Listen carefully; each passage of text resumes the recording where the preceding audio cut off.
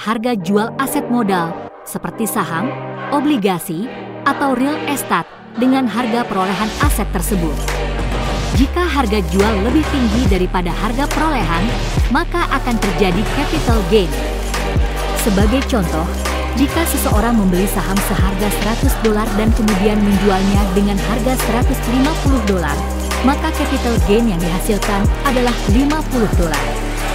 Ini merupakan keuntungan yang diperoleh dari perbedaan antara harga jual dan harga perolehan aset. Capital gain biasanya tunduk pada pajak di banyak negara, termasuk pajak capital gain. Tingkat pajak yang dikenakan pada capital gain dapat bervariasi tergantung pada faktor-faktor seperti jenis aset, periode kepemilikan, dan hukum pajak negara tempat aset tersebut diperoleh atau dijual. Penting untuk dicatat bahwa capital gain hanya terrealisasi saat aset dijual atau direalisasikan. Selama aset masih dimiliki, capital gain hanya merupakan keuntungan secara potensial dan nilai aset tersebut masih dapat berfluktuasi. Nah, bagaimana bisa klub sepak bola tersangkut capital gain? Kasus ini tak lepas dari plusvalenza, apalagi ini plusvalenza. Hahaha, berikut kami jelaskan. Apa itu plusvalenza? Kunci untuk memahami seluruh kasus ini adalah plusvalenza, atau keuntungan modal, yang pada dasarnya adalah keuntungan yang diperoleh dari transfer. Katakanlah, misalnya, Juventus merekrut pemain seharga 100 juta euro dengan kontrak 5 tahun. Mereka akan mengamortisasi biaya hak pendaftaran pemain selama durasi kontraknya, kemungkinan besar membagi pembayaran transfer secara merata selama 5 tahun. Singkatnya, nilai amortisasi sang pemain adalah 20 juta euro per tahun, 100 juta euro dibagi 5. Jadi, jika Juve kemudian menjual pemain itu setelah 3 tahun seharga 60 juta euro, mereka akan memperoleh keuntungan modal sebesar 20 juta euro atas hak pendaftarannya. 60 juta euro dikurangi sisa 40 juta euro dalam nilai yang diamortisasi. Mengapa keuntungan modal penting dalam sepak bola? Karena itu menghitung langsung keuntungan tahunan klub dan sekarang menjadi lebih penting daripada sebelumnya karena adanya aturan Financial Fair Play (FFP) yang sudah diterapkan UEFA sejak lebih dari 1 dekade yang lalu.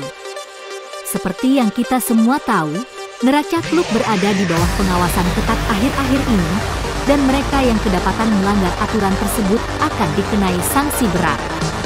Maka, tekanannya sangat besar pada klub untuk menyeimbangkan pembukuan mereka setiap tahunnya. Beberapa klub dilaporkan terpaksa menggelembungkan nilai aset agar terlihat mendapat untung dari transfer pemain tertentu. Hal yang sering dilakukan biasanya melibatkan transfer pemain muda. Pemain akademi adalah pemain lokal, mereka biasanya masuk ke skuad utama secara gratis, artinya jika dijual, maka nominal penjualannya menjadi keuntungan murni klub.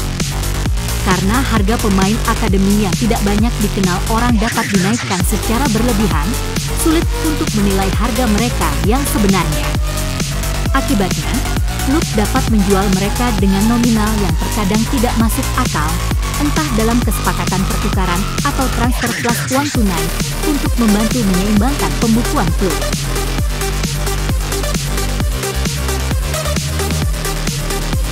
Mengapa Juventus menjadi pusat skandal ini? Pada musim panas 2020, Arthur Melo pindah dari Barcelona ke Juventus, sedangkan Miralem Pjanic mengarah sebaliknya. Secara resmi, kedua kesepakatan transfer ini tidak ada kaitannya. Mereka tidak diumumkan sebagai bagian dari transfer yang sama. Barcelona menyatakan bahwa Juve telah setuju untuk membayar 72 juta euro di awal untuk Arthur, sementara Pjanic mereka beli seharga 60 juta euro. Kedua klub, dengan demikian, berada dalam posisi untuk membukukan keuntungan modal dari penjualan kedua pemain tersebut, dengan Juve hanya perlu menyerahkan uang tunai sebesar 12 juta euro kepada Barca. Itu adalah kesepakatan yang menguntungkan kedua pihak, terutama Barca yang kesulitan finansial waktu itu karena mereka dikejar tenggat untuk membukukan keuntungan sebelum akhir tahun finansial. Pertukaran pemain ini motifnya lebih ke aspek finansial ketimbang sepak bola, dan itu ditulis secara terbuka saat itu.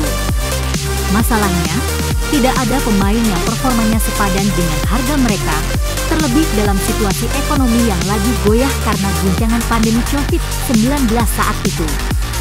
Hanya saja tidak banyak yang peduli. Tidak ada tanda-tanda investigasi mengenai hal tersebut, apalagi sanksi. Setidaknya sampai sekarang ini,